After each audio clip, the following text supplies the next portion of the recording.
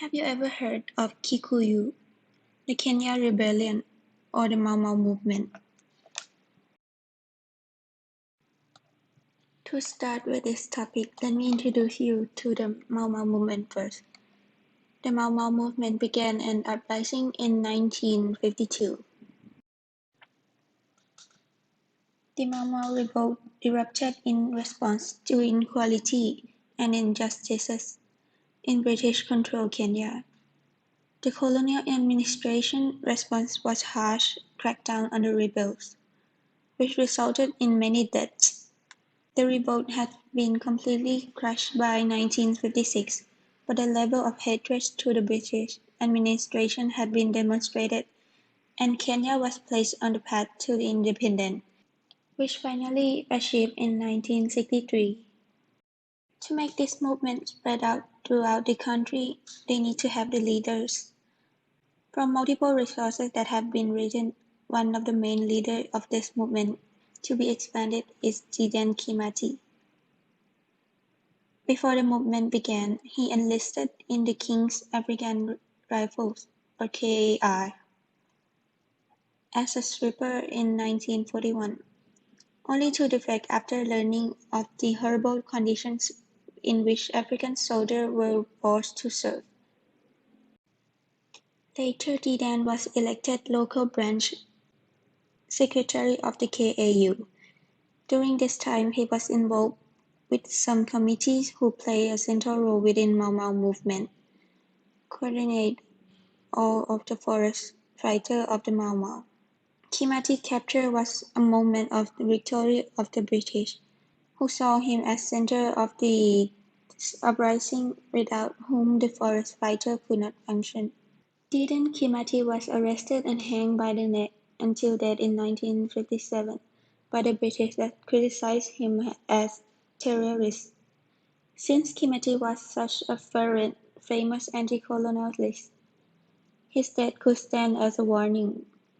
Until this day, Kimathi remains as the icon of the Mau Mau rebellion, but many Kenyans still see him as a national hero and many city streets are named after him.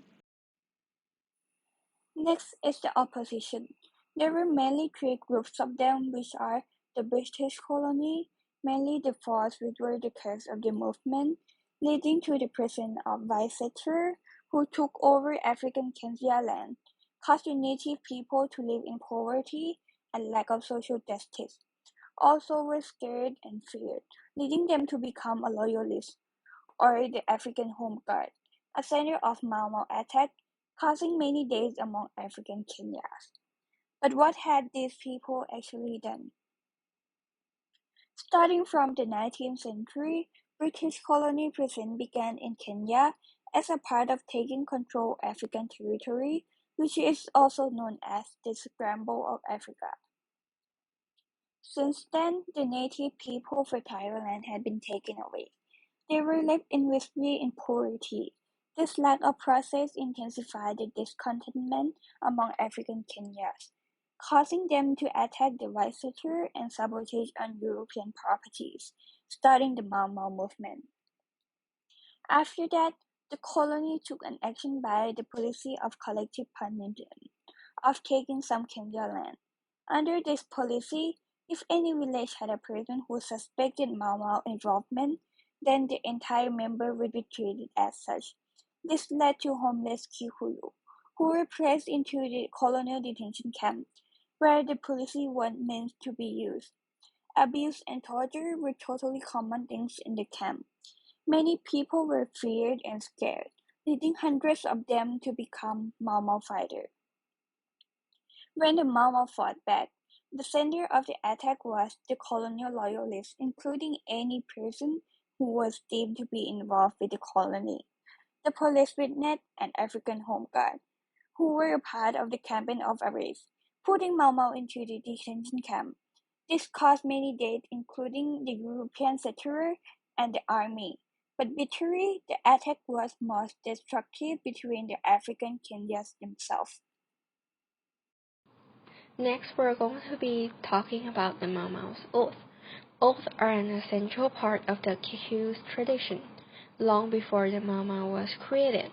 Traditionally, Kikuyu's oaths are used in ceremonies, such as when conducting a transaction or in judicial ordeals.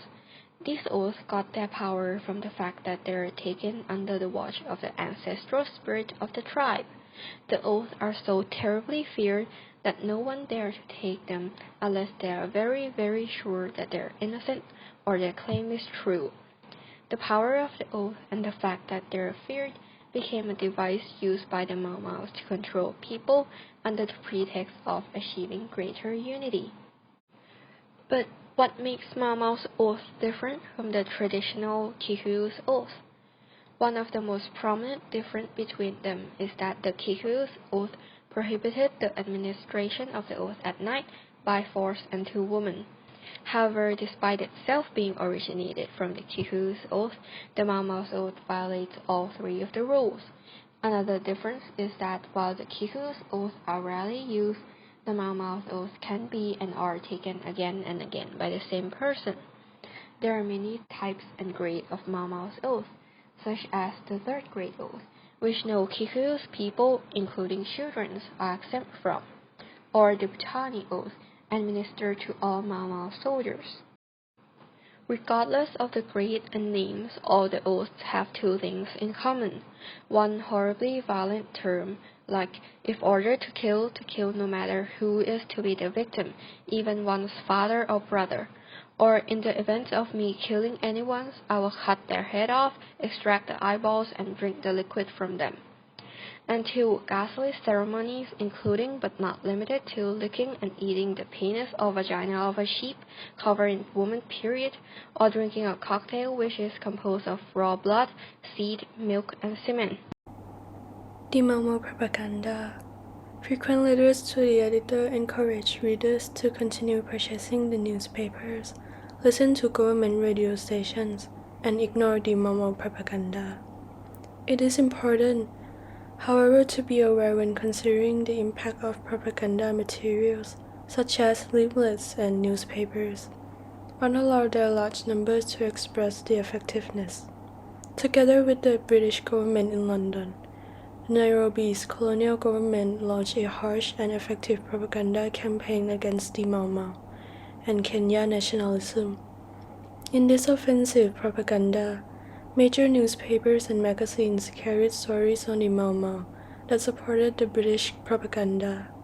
Robert Ruark's Something of Value, a well-known novel, also reflected official propaganda by contrasting white heroism with black savagery.